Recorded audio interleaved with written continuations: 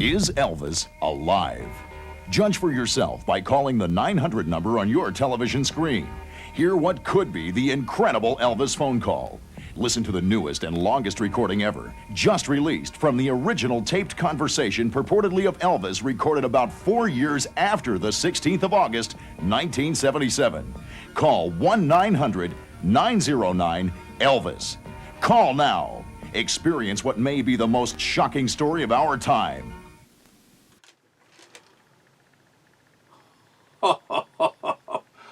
Whoa, that is some serious late-breaking news right there.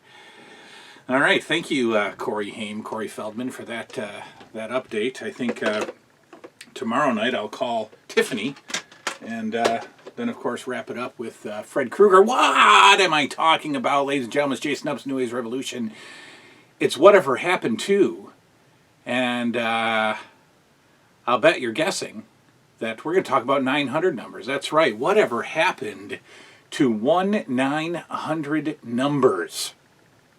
And no, I'm not talking about the naughty adult ones. No, I'm talking about the ones that made naughty children out of all of us, because most of us, ladies and gentlemen, did not get our parents' permission before we dialed, and we did not quite understand the concept of, $1.99 or $1 the first minute, $1.99 each additional minute, or 50 cents the first minute and $2.99 each additional minute.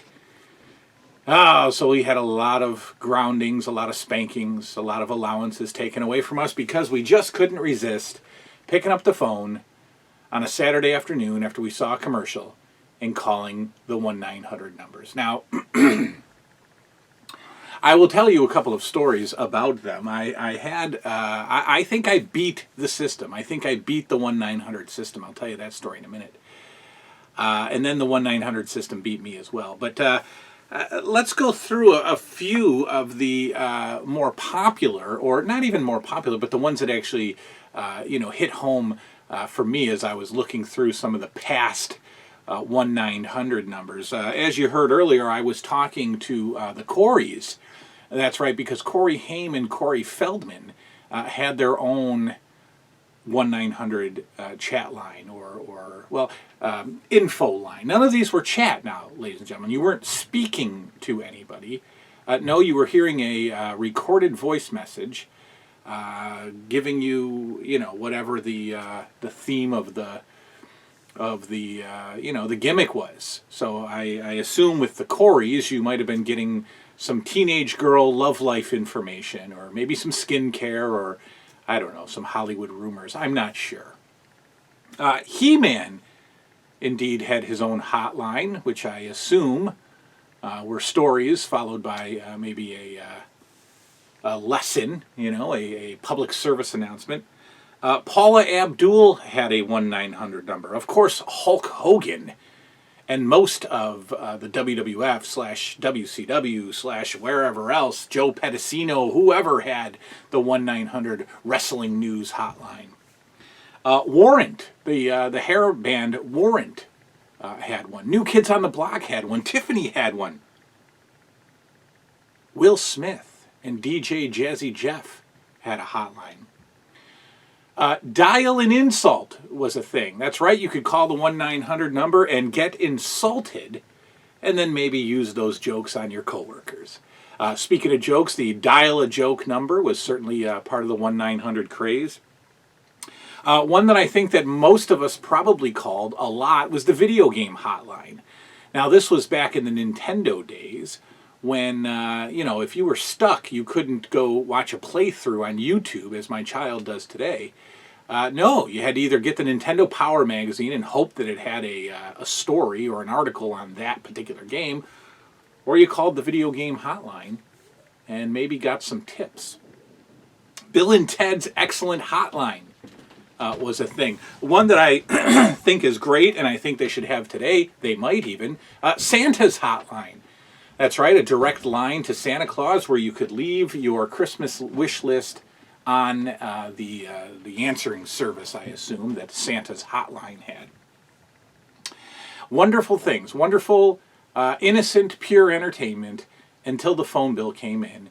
And, your mother said, why on earth has our phone bill, back in the day, these phone bills were probably $20. Why has our phone bill gone from $20 to $109.99?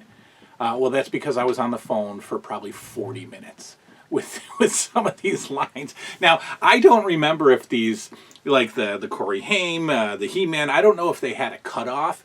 I think they would probably be shooting themselves in the foot if they did have a cutoff. I assume that these things just went on and on and on. I mean, if I had a 900 number that was charging by the minute, I would talk for days. I would just keep that kid on the line for hours and hours and hours. Right? Just make up stuff. Right?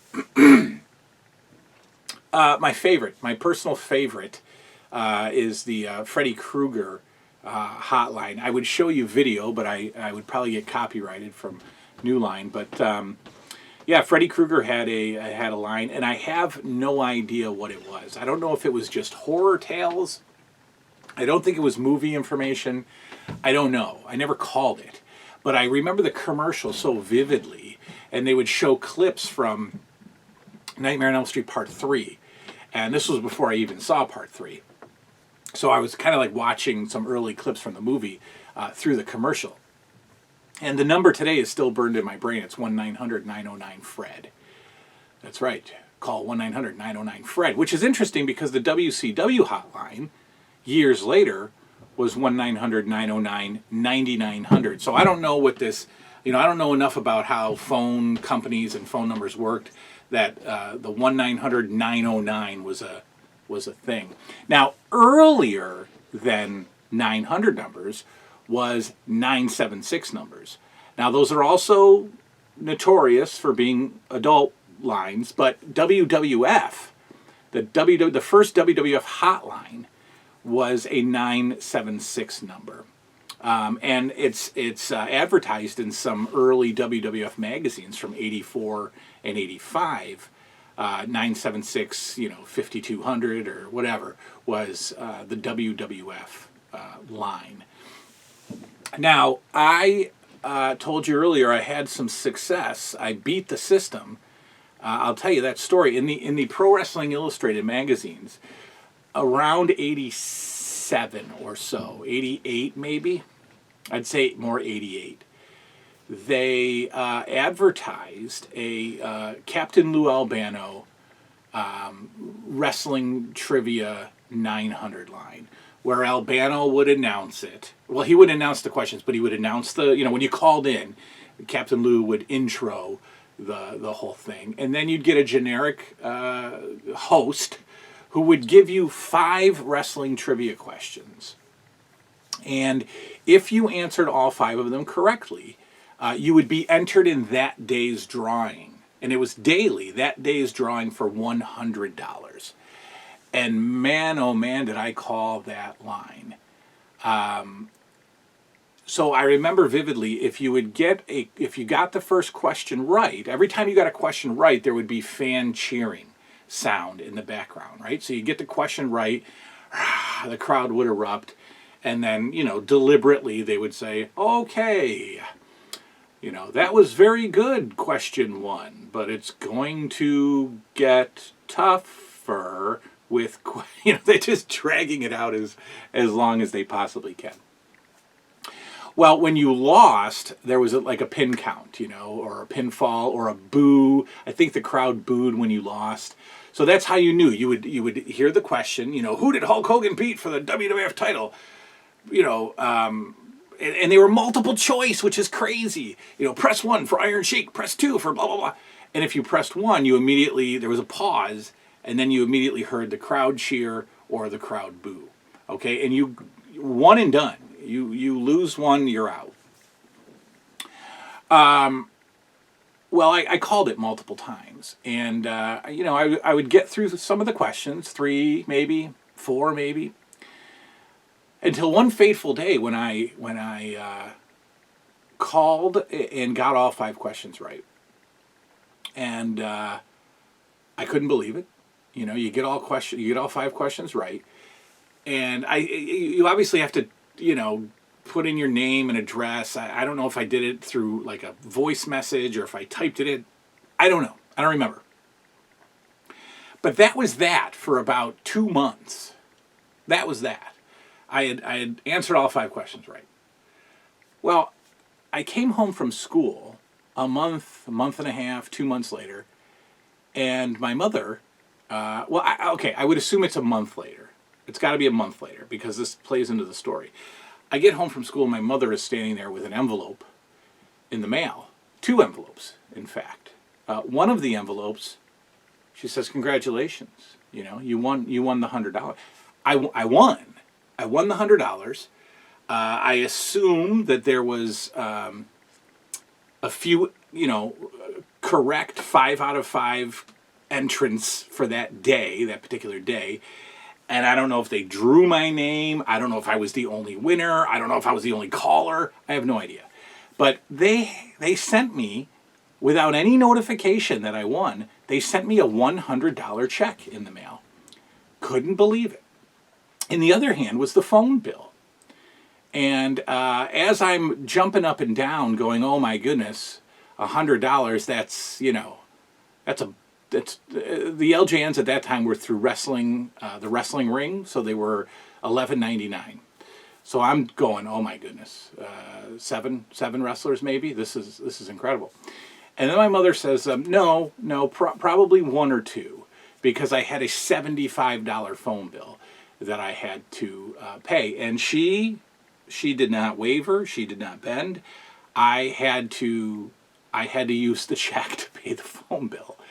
And I think she gave me like $30 out of my winnings, and I ordered 2 wrestlers from the wrestling ring. So I won. I won the $100, but I had to put 75 of it towards the phone bill. True story, 100%. The other one is horribly embarrassing because also popular at this time, and then a little bit later in life, a little bit into the 90s, the psychic hotlines were taking off. The 1-900 psychics, right? So you'd call, and you'd be patched through to somebody sitting either in a cubicle or sitting on their couch, claiming to be a psychic. And you would just start talking to them. And I did that a few times, but I did it one time in particular that's exceptionally embarrassing. I was about 18 years old. My grandmother had taken me to bingo, which is the first embarrassing part, right? So my grandma takes me to bingo, and I go with a friend. I bring a friend of mine to bingo. And of course, my grandmother would sit in the smoking section, and she'd pay for my bingo night, bingo, a hot night on the town. And I sat with my friend, and we sat separately from the smoking section. So it's just 2 dudes. I think he was even like 16 at the time. So you got the 2 of us just sitting there, drinking our Cokes, playing our bingo. And I spotted the only non-80-year-old in the place. And she was probably like, 17, 18-year-old girl. And I spotted her a few tables over. And I swear we fell in love just across the bingo hall, through the the smell of cardboard and bingo ink, just that, coffee and, old ladies stuffing their napkins in the coffee when they're done with it. Just beautiful. We caught eyes, is what I'm saying. We caught eyes through all that mist. And I, being a very confident 18-year-old, did absolutely nothing.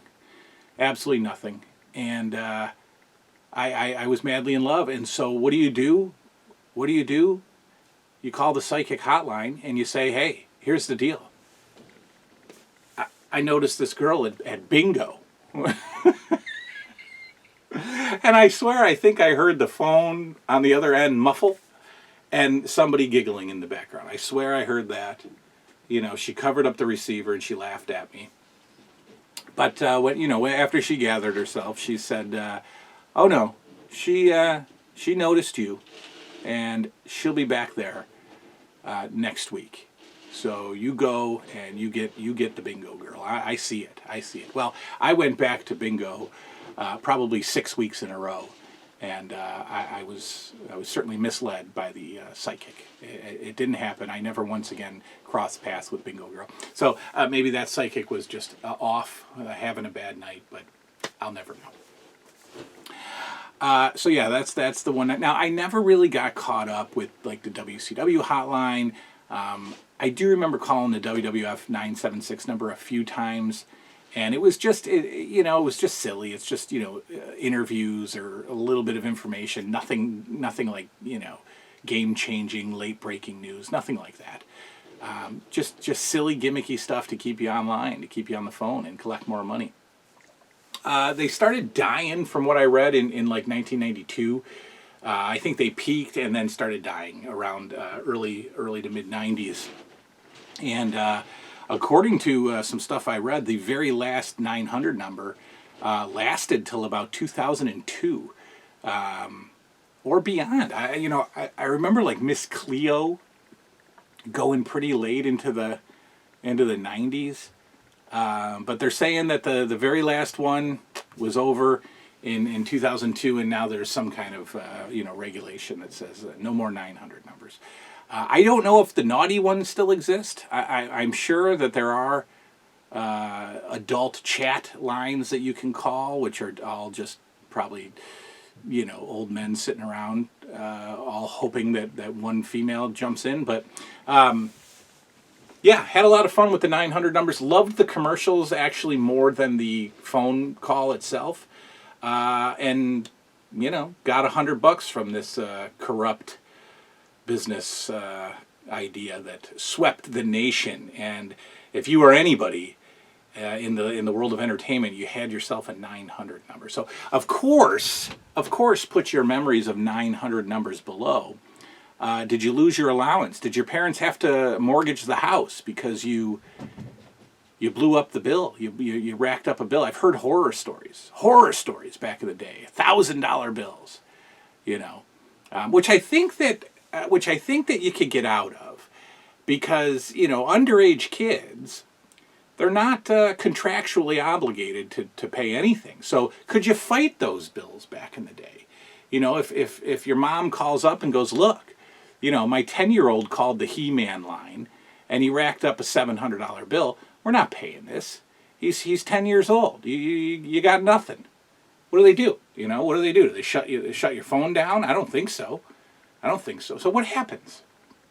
Anyway, whatever happened to 900 numbers, let me know your experience with the Tiffany and the Paula Abdul line. I'm going to go make another call. Mom, do you mind? Okay. Good night now.